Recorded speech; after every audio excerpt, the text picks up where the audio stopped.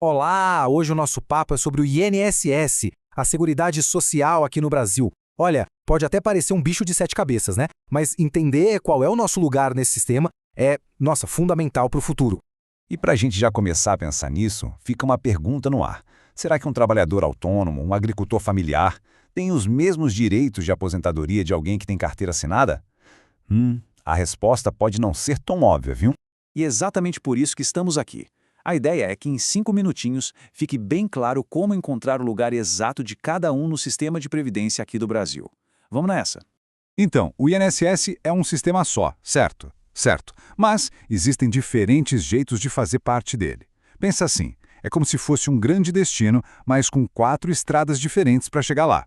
E a pergunta que fica é, afinal, quem são as pessoas que contribuem? Basicamente, estamos falando de 4 categorias de segurados. São elas: empregado, contribuinte individual, segurado especial e o facultativo. Cada nome desse representa um perfil bem diferente, tanto de trabalhador quanto de contribuição. Vamos começar com o mais conhecido de todos, né? O empregado. Esse é fácil. É a pessoa que trabalha para uma empresa ou para outra pessoa, tem aquela relação de dependência e, o ponto-chave, a carteira de trabalho assinada.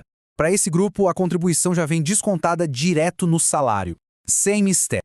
Depois vem o contribuinte individual. Quem é essa pessoa? É quem trabalha por conta própria, sem chefe, sabe? Freelancers, profissionais autônomos, liberais, toda essa galera. E aqui tem uma virada de chave. A responsabilidade de pagar a contribuição é da própria pessoa. E aí entra um número importantíssimo: 20%.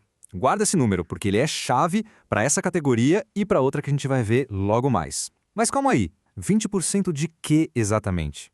Então, esses 20% são a alíquota, o percentual de contribuição que incide sobre o valor que o trabalhador declara que recebe. E olha, fazer esse pagamento por conta própria é o que abre a porta para a aposentadoria e vários outros benefícios super importantes para quem não tem carteira assinada.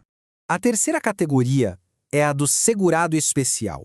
E essa aqui, olha, é bem específica. É voltada para quem trabalha em regime de economia familiar.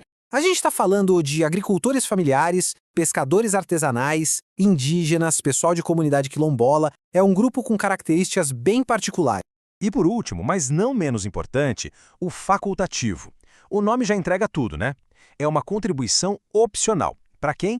Para maiores de 16 anos que não exercem atividade remunerada, mas mesmo assim querem ter a proteção do INSS. Pensa num estudante ou numa pessoa que se dedica aos cuidados da casa. É uma escolha para garantir direitos no futuro.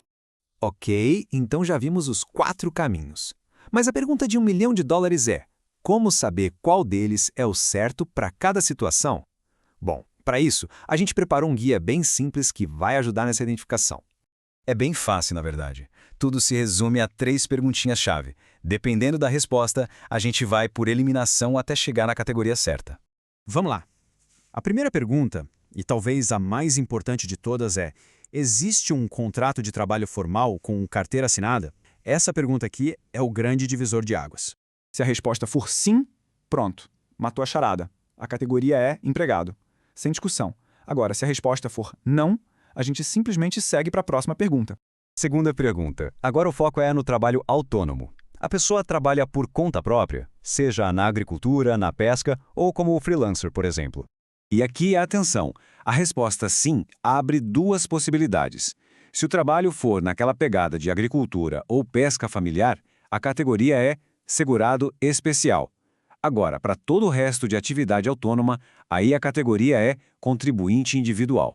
E chegamos na última pergunta. Essa é para quem respondeu não para tudo até agora. No momento, não há trabalho remunerado, mas existe o desejo de garantir os direitos da Previdência? Sim, para essa pergunta leva direto para a categoria facultativo. É o caminho, então, para quem não se encaixou em nenhuma das outras, mas que, mesmo assim, entende como é importante se proteger e pensar no futuro. Beleza. Agora que as categorias estão mais claras, vamos fazer uma coisa super importante: comparar o que cada um desses caminhos oferece. É aqui que as diferenças ficam bem gritantes. Olha só essa tabela, ela resume os pontos cruciais de um jeito bem visual. Repara só, quem paga a conta? Para o empregado é a empresa, para os outros é a própria pessoa. E seguro-desemprego, só o empregado tem.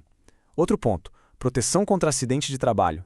garantida para empregados e também para os segurados especiais, mas para os outros dois não. O ponto principal aqui é que, tirando o empregado, a responsabilidade de pagar é do próprio indivíduo. E para ilustrar bem essa ideia, pensa neste cenário. Mesmo sem ter um trabalho formal, uma pessoa que se dedica aos cuidados da casa, por exemplo, pode escolher contribuir para garantir uma aposentadoria lá na frente.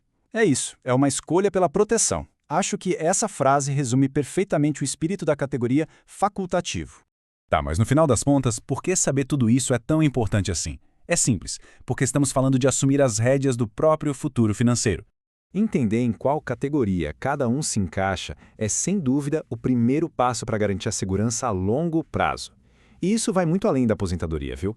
Inclui auxílio-doença, pensões, não é só um detalhe burocrático, é a base de um bom planejamento de vida. E para a gente fechar, fica uma reflexão no ar. O caminho de contribuição que está sendo seguido hoje, ele leva para o futuro o que se deseja? Porque no fim, saber onde se pisa hoje é a única maneira de planejar para onde se quer ir amanhã.